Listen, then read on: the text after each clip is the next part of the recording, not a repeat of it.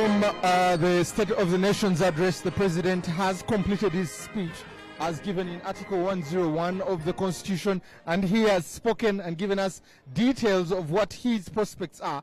Scorecard has been given, areas that he has seen that have fallen short, especially an area like corruption that he has spoken about, but also he has commended the House for passing numerous bills that have gone through.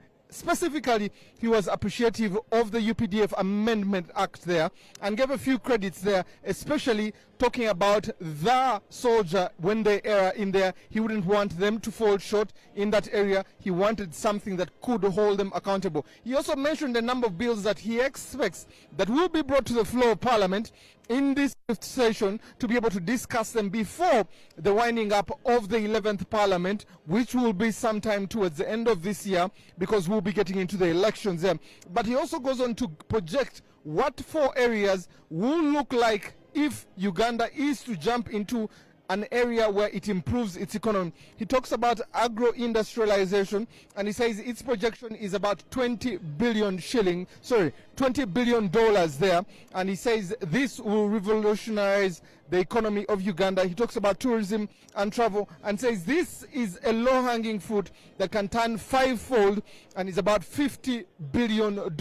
He looks at that. He also talks about minerals and says this is also a game changer in the area of qualification, which is happening now, and hopes that it will be completed. He says no mineral shall leave this country without value addition. He talks about gold, he talks about numerous minerals, and says this is an industry that is 25 billion at that. He talks about petroleum and chemical industry, and finally he talks about science, technology and ICT. These are areas that he says are game changers for the economy of Uganda, and these are the strategic areas that he has mentioned that could make the difference in there. But also the President spoke about a few issues, a few things that happen, especially expenditure rationalization, fight against corruption. He says that's one of the biggest things there.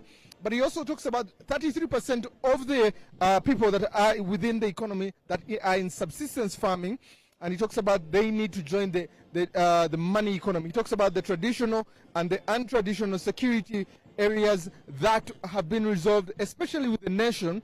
He says we are peaceful as a nation. He talks about increase of URA in collections. He says collection needs to happen, and that was an emphasis that he went on to emphasize the training of the people that will come into the collection area. He says ICT will be involved in the collection if you go on there.